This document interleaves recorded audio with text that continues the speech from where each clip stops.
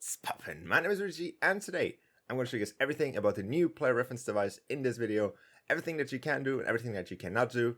With that being said, let's jump right into it. So first of all, this video is built into two segments. The first one is the super basics, and the other one is then how this device actually works and how you can use it in different scenarios. But we're going to start off with the basics first. If you don't want to listen to the basics, I have a timestamp for you, so you can skip to the advanced part or the how this device actually works part. All right, so with that being out of the way, let's jump right into it and what this device can do and what can it not do. So first of all, what can it not do? It cannot move. It cannot be your NPC that runs around the map. It cannot do that. You cannot change the skin of this device. It only represents a player in the map.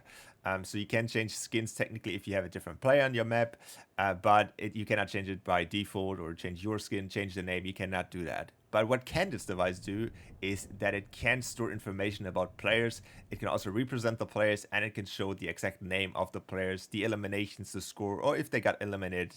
That is everything that this device can do. But let's get in the basic options of this device. So obviously there are these super basic options like hologram on and off that obviously just shows if the hologram is there or not. That is important if you just want to show the player name or the stats that they're tracking. But other than that, I would leave that on. It's super cool to have a player on your map that looks like, you know, that is obviously something very cool that we didn't have before. Then obviously color should be very self-explanatory. You can just change the color here to whatever you want. It doesn't have to be a team color. It is just the color that you want here. Important to note here is that the color also changes the nameplate here. So if you only, for example, want to have the nameplate on, then this color will always be the same one as the nameplate. That is obviously something good to know. Obviously, the next one, visible in game, should be very self-explanatory as well. If you want to see it in game, turn it on. If you don't, turn it off. The hologram animation. So there are three different hologram animations. I'll show them right here. So the first one is the idle one. This one is obviously just the standard one. Then we have the hands on the hips one, and we have the flex one. Pretty cool. Maybe in the future we get more. Maybe we even get like, I don't know, animations or something, like real like emotes or something. That would be super cool. Epic, if you're listening, yeah, you know the deal. But that is obviously also super simple. Show base, same thing here. Turn it on, turn it off. You see the base, you don't see the base. Very basic stuff here. Then we have the player details. So there are 4 different options, and 3 of them obviously just show the player. So this is above, this is below, and this is the middle. And you obviously have the no option where obviously you don't show anything. And then moving on next, we have the curve of that animation or the curve of that display text here. You can see this one is completely flat right here, and this one is a little bit curved. You can change that whatever you want. These are super basic options. Next one, super important because you can track 3 different options on this thing. The first one is eliminations, score, and eliminated. So if the player died or not. These look like these here. And these are the currently only 3 options that you can change. But hopefully in the future we get some more options, like, I don't know, players pickaxed it or something like that. It would be super cool. We will see how that turns out in the future. The next one is something that is very important. Very important. A lot of people seem to overlook that stat here or that thing. And it is track game total for stats, yes or no. So basically, by default, this is turned to no. And that means that if I do elimination in this round, it will not track immediately. It will show after the round. So that is very important. If you want to have multiple rounds, then turn this to yes. So it will always update it after the round, and you can see that after the round how many eliminations people made and whatever. And if you leave that to no, it will basically update immediately. So I can show you that quickly in a second. So you can see that right here, our player has 0 eliminations, and if I kill someone while this is turned to no, it updates immediately. And now if we go in here and turn this to yes, you can see the same elimination will not immediately grant the elimination on this device, but after the round. You can now see that if I'm going to eliminate this person over here, you can see that there's nothing tracked, even though you can see clearly that we got 1 score and we got 1 elimination in the HUD over there. Okay, so now the round has ended, and we can see that round 1 out of 2, and we spawn back here in. We have the second round, you can see, and if we quickly activate this again, you can see that the score has been added up, and you know, this works perfectly fine. So to sum this up, if you want to do just single rounds, if you want to have immediately feedback from these holograms, you want to set that to no. And if you don't want to have immediate feedback, but you want to have total rounds feedback, then set that to yes. Next up is the activated by sequencer. I'm going to come to that in the advanced section of this video. So we skip that for now. Next one, same thing as well as also for the more advanced section here. And the last two ones, or the last four ones technically, which are super simple to understand, is the register player when receiving from and clear player when receiving from. So you can see this is set up to channel 1 and this is set up to channel 2.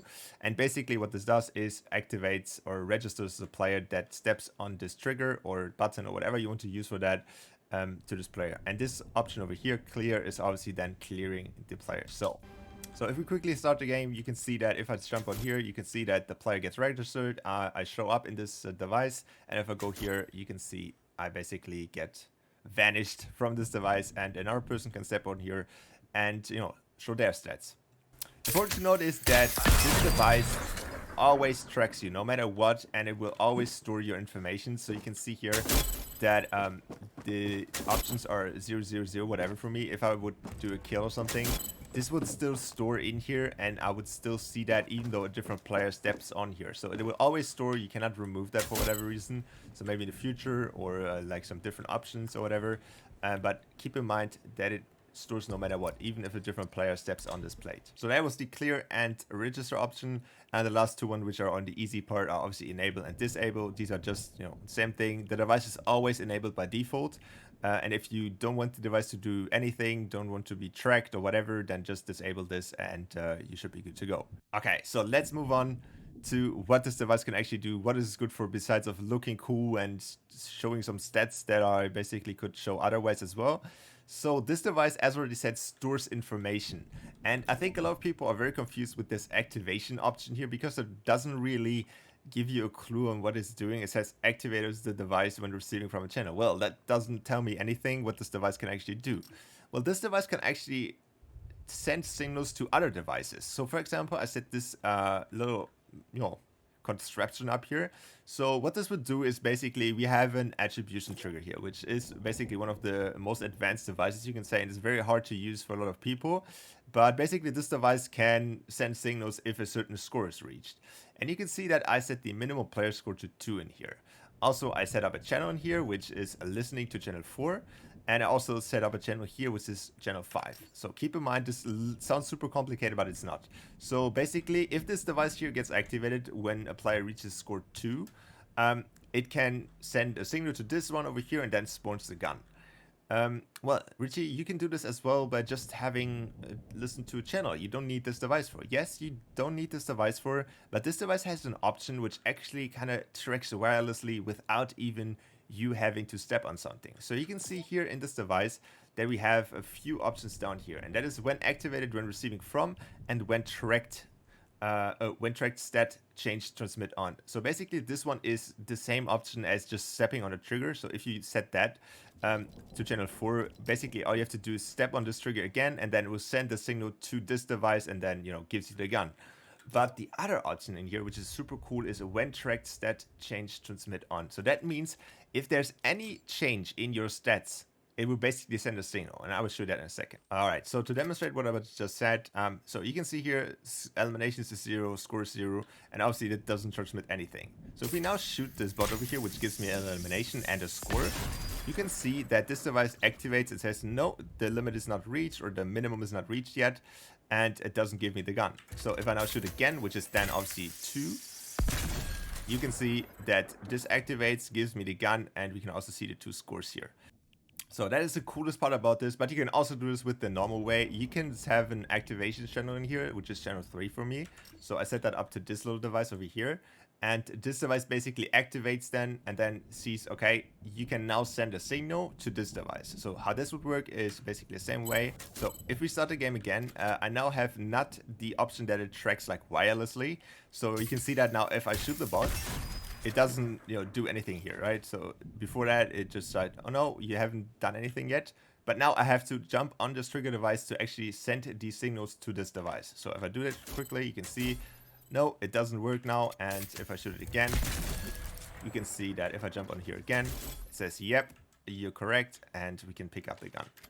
So that is the easiest explanation I could give to you guys on how this device works and how the activate option works. It is super simple actually once you figure it out. So this device also has a few other options. One of them is obviously activated via sequencers, and that just means you can just use the sequencer bars or the sequencer, sequences to activate these. That also works with the RNG device and the sequencer. And there's also different options, which is called allow activation without player reference. You can turn that to yes or no. It is basically means you don't have to really have a player to give activation here. It is not. It is a useful option, but it's more on the advanced side, right? So it's very like specific. But it's obviously a cool option to have, and that is basically it. This device looks very complicated, but it's not at all once you figure out what the activation means. And I think this device can be used for quite a few things, and especially to make a few things a lot easier. Like for example, gun games can be made a lot easier and much clearer. There's a lot of things like leaderboards, which will be so much easier with this device. And I'm excited to what people come up with this device. And if you want to see more, if you want to see like different things you can build with this device, let me know in the comments down below. And that's been it. I'm out, and I will see you guys back in the next video. Bye.